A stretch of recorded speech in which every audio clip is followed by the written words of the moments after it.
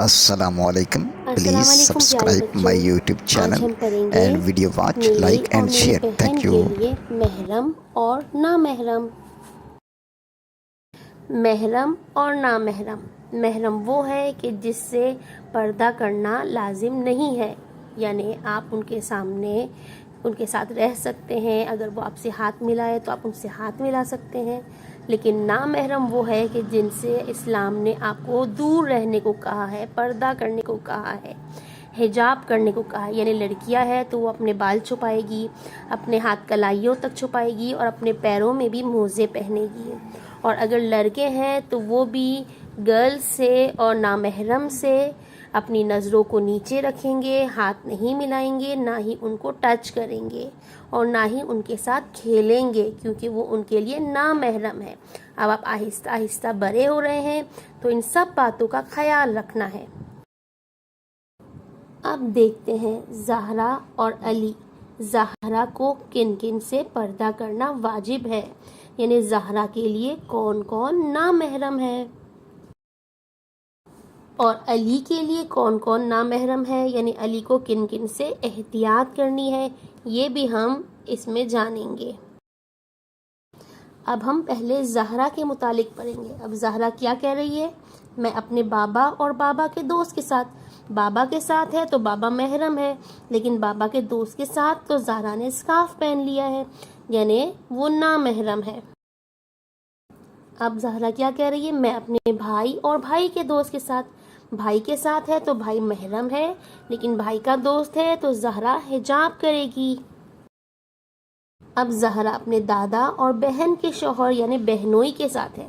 دادا کے ساتھ ہے تو دادا محرم ہے، جبکہ بہنوئی بہن کا شوہر نامحرم ہے. زہرا اپنے ماموں کے ساتھ ہے تو ماموں محرم ہے، لیکن ماموں کا بیٹا کزن ہے وہ نامحرم ہے. زہرا چچا کے ساتھ ہے تو چچا ان کے لیے محرم ہے، جبکہ چچا کا بیٹا جو ان کا کزن ہوا وہ نامحرم ہے، ان کے ساتھ حجاب کرنا ہے، اسکارف پہننا ہے. زہرا اگر اپنے خالو کے گھر جاتی ہے تو خالو سے بھی حجاب کرے گی.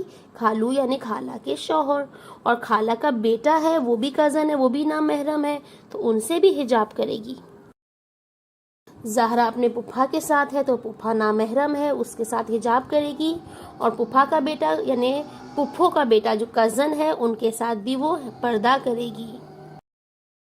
دیکھتے ہیں ایک لڑکے کو بوائے کو کس کس کے ساتھ حجاب کرنا ہے، یعنی خیال رکھنا ہے اپنی ہر بات کا کہ وہ اس کے ساتھ ہاتھ ٹچ نہ کریں، ان کے سامنے نظروں کو جھکائے رکھیں اور احتیاط کریں. اب علی اپنی پھوپھی کے ساتھ ہے اور پھوپھی کی بیٹی کے ساتھ ہے. پھوپھی کے ساتھ ہے تو پھوپھی محرم ہے، جبکہ پھوپھی کی بیٹی نامحرم ہے، ان سے دور رہنا ہے. علی اگر اپنی بہن کے ساتھ ہے تو بہن محرم ہے، اور بہن کی کوئی دوست گھر پر آتی ہے تو اس سے دور رہنا ہے کیونکہ وہ نامحرم ہے. علی اپنی خالہ کے ساتھ ہے تو خالہ محرم ہے، جبکہ خالہ کی بیٹی اس کی کزن ہوئی وہ نامحرم ہے، ان سے دور رہنا ہے. علی اگر اپنی دادی کے ساتھ ہے تو دادی محرم ہے، لیکن بھابھی کے ساتھ ہے یعنی بھائی کی بیوی کے ساتھ تو وہ نامحرم ہے، ان سے دور رہنا ہے.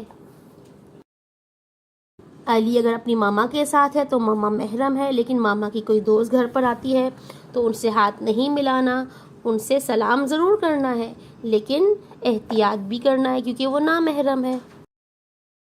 علی اگر اپنی چچی کے ساتھ ہے تو چچی نامحرم ہے اور چچی کی بیٹی بھی نامحرم ہے، اس میں خیال رکھنا ہے. علی اپنی ممانی کے ساتھ ہے تو ممانی سے بھی دور رہنا ہے، اور ماموں کی جو بیٹی ہوتی ہے وہ بھی نامحرم ہے کزن، تو ان سے بھی دور رہنا ہے کیونکہ وہ نامحرم ہے.